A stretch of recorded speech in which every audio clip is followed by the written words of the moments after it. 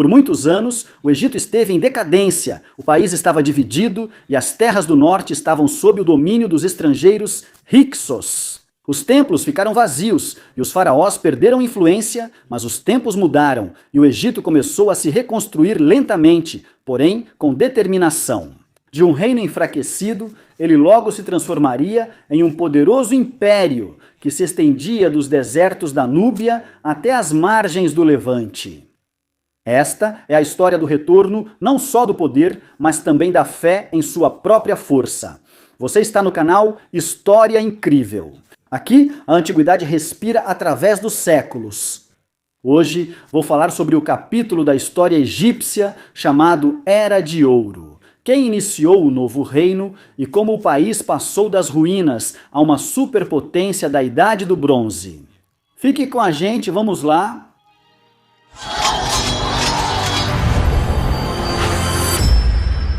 No início do século XVI a.C., o Egito estava dividido e distante da grandeza. No norte, estrangeiros Hyksos, com novas tecnologias militares e governantes, dominavam o delta do Nilo. Seus carros de guerra e arcos mantinham a população temerosa, e o Egito parecia uma sombra do passado. Mais ao sul, na cidade de Wassete, chamada Tebas pelos gregos, crescia a insubordinação. Foi aqui que restaram os sobreviventes da nobreza egípcia, e foi aqui que começou a se formar a resistência contra os invasores. Os governantes locais eram vassalos dos Hyksos, mas a submissão era apenas aparente. Um após o outro, os faraós tebanos se levantaram contra os invasores. Apesar das quedas, um homem mudou tudo. Primeiro, Amés. Sabe-se pouco sobre a juventude de primeiro Ramés. Primeiro, mas o principal é conhecido. Ele levou a luta iniciada até o fim. Sob seu comando, o exército egípcio se vingou, os Hyksos foram expulsos e o Egito foi reunificado sob o governo de um único faraó. Yames tornou-se o fundador da nova 18ª dinastia e assim inaugurou a era que hoje chamamos de Novo Império.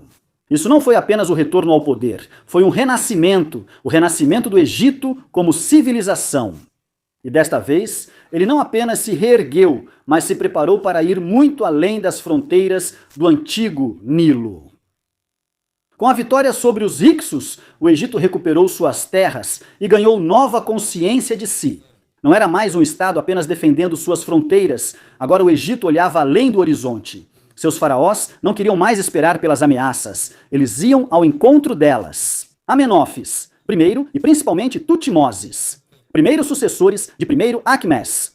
Primeiro iniciaram uma política de campanhas militares ativas. Ao sul, a Núbia, rica em ouro e escravos, foi conquistada e os egípcios chegaram à independência. Nas terras onde o rio se torna estreito e turbulento, foram erguidas fortalezas e começou a exploração em larga escala dos recursos. Mas o verdadeiro desafio foram as terras ao norte, Síria e Canaã. Tutmés primeiro enviou suas forças para lá ao decidir que o Egito deveria controlar não só suas fronteiras, mas também as rotas comerciais da região. Suas campanhas levaram aos primeiros contatos sérios com os impérios asiáticos, hititas, assírios e mitanianos. Assim surgiu o modelo imperial. Terras conquistadas viravam vassalas, governantes locais se submetiam ao trono egípcio e riquezas iam para os faraós, permitindo construir templos, tumbas e palácios. Mas manter um império assim não era mais fácil do que criá-lo. A geração seguinte dos Tutmoses, incluindo Tutmoses III, apelidado de Napoleão do Antigo Egito, transformou o Egito na potência mais poderosa do Oriente Médio. Seu exército marchou até o Eufrates e os inimigos preferiam negociar do que resistir. Assim, o Egito entrou em sua Era de Ouro, um período em que governava não apenas a terra, mas também as mentes dos povos que o olhavam com admiração e temor. À primeira vista, tudo estava conforme o planejado. Após a morte de Tutmés, segundo seu filho, Tutmés II assumiu o trono. O problema era que ele tinha apenas alguns anos de idade. O Egito precisava de um líder e esse vácuo foi preenchido. Hatshepsut, filha do faraó, esposa do faraó e, como se descobriu, futura faraó, Inicialmente governou como regente, mas logo, quebrando todas as tradições, Hatshepsut vestiu as insígnias reais, subiu ao trono como governante legítima e ordenou que a retratassem com barba e vestes masculinas. Assim, surgiu no Egito uma mulher faraó, um fenômeno raro, corajoso e, para os padrões da época, revolucionário. O governo de Hatshepsut tornou-se um período de prosperidade. Em vez de conquistas, ela apostou no comércio e na arquitetura. O exemplo mais marcante foi sua expedição à misteriosa terra de Punt. A frota retornou com incensos, ouro, árvores de mirra e animais exóticos. Tudo isso está eternizado nos relevos do templo em Deir el-Bahari. Hatshepsut construía para fortalecer a ordem, não pela glória. Ela restaurou templos destruídos durante períodos de agitação, expandiu o templo de Amon em Karnak e ergueu obras-primas arquitetônicas comparáveis às pirâmides. Pela escala de suas ambições, seu reinado tornou-se um exemplo de estabilidade, renascimento espiritual e crescimento econômico. Mas após sua morte, começou o que hoje chamaríamos de Guerra de Informação. Seu nome foi apagado dos relevos e suas imagens destruídas. Talvez Tutemés, que assumiu após a morte de Hatshepsut, quisesse apagar seu reinado da história, mas não conseguiu. Suas construções e imagem resistiram aos séculos. Hatshepsut mostrou que o poder no Egito vinha tanto da força quanto das ideias. Após a morte de Hatshepsut, o Egito retomou a expansão militar. Tutemés, terceiro adulto, iniciou várias campanhas brilhantes. Ele não apenas restaurou as antigas fronteiras, mas as expandiu mais do que qualquer um antes dele. A vitória na Batalha de Megido tornou-se um símbolo de uma nova era. O exército egípcio avançou confiante até a fronteira da Mesopotâmia. Tutemés III criou um império da Núbia ao Eufrates. Nas novas terras, nomeava governadores egípcios, cobrava tributos e convidava líderes locais à corte do faraó. Não era apenas controle, mas um sistema de influência política, onde o poder brando coexistia com a espada. As gerações seguintes herdaram esse modelo. Amenófis II e Tutemés IV continuaram as campanhas de construção, mas o verdadeiro florescimento ocorreu sob Amenófis II I. Seu reinado simbolizou a paz. Ele não conquistava pela força, ele introduziu negociações, trocava cartas e presentes com os governantes de Mitanni, Hatusa e Babilônia. Essa correspondência chegou até nós na forma das Cartas de Amarna, um arquivo diplomático único em tabuletas de argila. Amenhotep III não foi apenas um diplomata habilidoso, mas também um brilhante construtor. Durante seu reinado, Tebas tornou-se o centro da arquitetura de templos, como o Templo de Amon, os colossos de Memnon e palácios luxuosos. O culto de Amon ganhou poder inédito e seus sacerdotes quase igualaram a influência dos faraós. Foi a era de ouro do novo império, um tempo em que o Egito brilhava em todos os sentidos. A arte florescia, a poesia vivia nos papiros, o comércio conectava a África, a Ásia e o Mediterrâneo. O Egito não apenas dominava, ele inspirava. No entanto, no auge de sua grandeza externa, uma tensão crescia internamente. O sacerdócio do templo de Amon estava se tornando poderoso demais, os templos enriqueciam, e o próprio faraó perdia cada vez mais o monopólio não do poder político, mas do poder sagrado. Então surgiu um homem que resolveu revolucionar a essência da fé egípcia. Amenhotep, quarto filho de Amenhotep. Terceiro mudou seu nome para Akhenaton. Agradando a Aton, ele elevou ao topo do panteão uma nova força, Aton, o disco solar, a encarnação divina da luz. Pela primeira vez no Egito, o faraó rejeitou a supremacia de Amon e propôs um culto a um único Deus. Claro, isso não era um monoteísmo completo, mas um Deus era venerado acima de todos os outros. Enaton foi além, ele construiu uma nova capital, a cidade de Akhetaton, atualmente conhecida como Amarna, longe de Tebas e de sua burocracia dos templos. Lá, entre as areias, ele criou um reino de luz, repleto de cenas de banquetes familiares, orações e rituais em louvor a Aton. As imagens tornaram-se mais suaves, mais humanas. Enaton e sua esposa, Nefertiti, eram retratados em cenas da vida familiar, brincando com os filhos sob os raios do sol, mas por trás dessa poesia escondiam-se grandes abalos. O culto de Amon foi suprimido, os sacerdotes perderam poder, seu nome apagado dos templos, a estabilidade política ruía, províncias perdiam contato com o centro e o norte começava a se separar. Após a morte de Ernaton, o menino Tutankhaton assumiu o trono e depois foi chamado Tutankhamon. Isso mostrou claramente o retorno do culto de Amon. E o Noforon tornou-se símbolo de uma revolução religiosa, restaurando tradições antigas e reabrindo templos de Amon com oferendas. Tutankhamon morreu aos 19 anos e foi sepultado rapidamente. Porém, sua tumba intocada o tornou o faraó mais famoso das gerações futuras. Depois dele, o poder passou para os regentes Zai e depois para Horemheb, que finalmente reverteu todas as reformas de Akhenaton e restaurou o panteão tradicional. O experimento religioso terminou, mas seus ecos continuariam por muito tempo na cultura egípcia, lembrando que até impérios com tradições antigas podem sofrer abalos ideológicos. Quando Ramsés II assumiu o trono, o Egito já restaurara tradições, templos e sacerdotes, os deuses haviam retornado. Mas, com a chegada desse faraó, o Estado entrou em uma fase de poder ostensivo e ambições grandiosas. Ele não apenas governou, ele construiu uma era em seu próprio nome. Ramsés II começou a governar jovem e governou por muito tempo, mais de 60 anos. Desde os primeiros anos de seu reinado, ele conduziu campanhas no norte, buscando manter o Império Egípcio na Ásia. Seu episódio militar mais famoso foi a Batalha de Kadesh contra os hititas. Essa batalha ficou na história como a primeira da qual temos conhecimento a partir de fontes escritas e ilustradas de ambos os lados.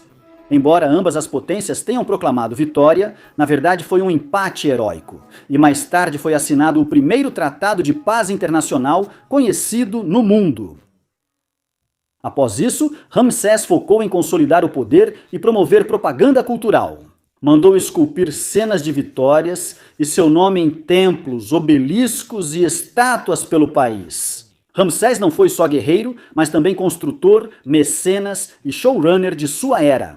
Ele ergueu templos magníficos em Abu Simbel, onde suas estátuas gigantes estão esculpidas na rocha e olham para o Nilo. Ele expandiu Karnak, construiu lagos sagrados, palácios e até mesmo fundou uma nova capital, Per-Ramsés, no delta do Nilo, destacando a mudança do centro de poder do sul para o norte. A religião de Ramsés estava em novo auge, os sacerdotes de Amon prosperavam e as celebrações dos jubileus de Sete, símbolo da renovação do poder real, ocorriam mais frequentemente que em outros faraós. No momento de sua morte, o Egito estava no auge, rico, estável e temido pelos vizinhos. Mas esse auge, como em todas as civilizações, acabou sendo um ponto de inflexão.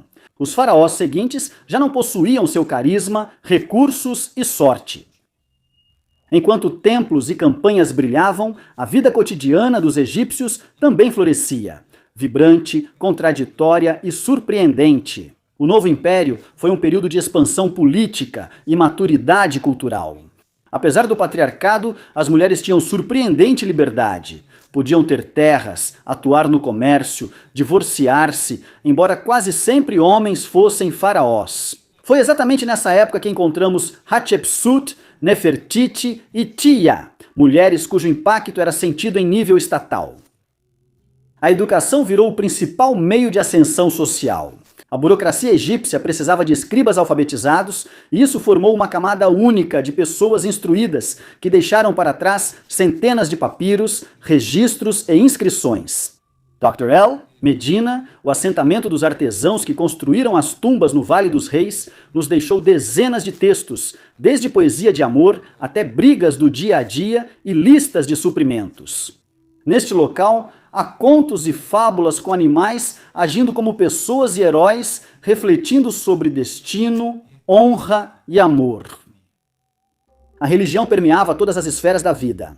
Nesta época, os principais textos sagrados são criados e canonizados, especialmente o Livro dos Mortos, que era colocado na tumba de todos que podiam pagar por ele. Amon, Ra, Osíris, Ísis, Hathor, Thoth, né? Havia muitos deuses e cada um tinha sua própria esfera e rituais. No fim do Novo Império, cultos zoomórficos se popularizaram e a mumificação de animais como gatos, ibis e crocodilos tornou-se comum. As imagens não eram só cultuais. Objetos do cotidiano das tumbas mostram música, dança, jogos e banquetes. A vida, com todas as suas alegrias e preocupações, deixou sua marca na pedra e no barro. E tudo isso sob o olhar atento dos faraós e deuses, em um país onde a arte não era um luxo, mas uma linguagem que unia o eterno e a grandeza terrena, que não é eterna. Após a morte de Ramsés, segundo o Egito parecia começar a se cansar do próprio peso.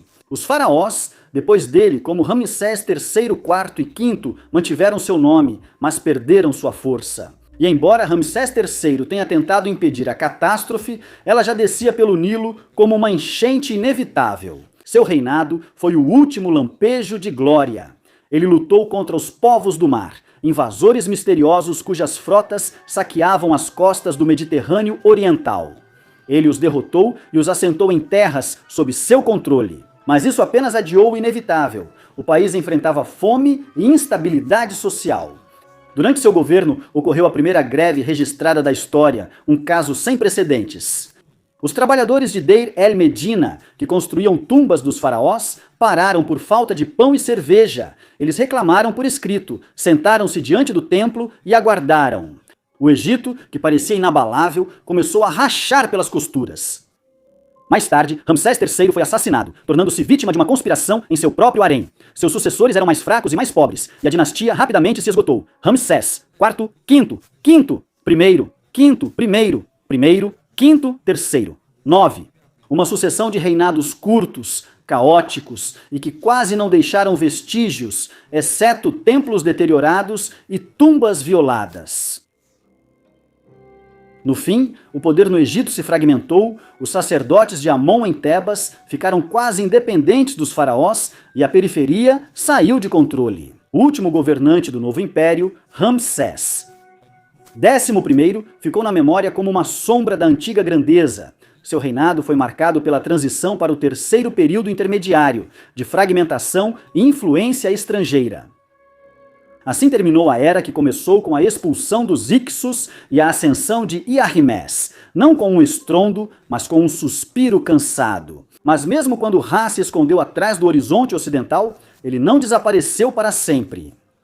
O Egito aguardava um novo amanhecer, já em outra forma e com outros governantes, mas sempre com a lembrança de quem ele foi em sua era dourada. É isso por hoje. Obrigado por assistir e nos vemos no próximo episódio. Tchau a todos!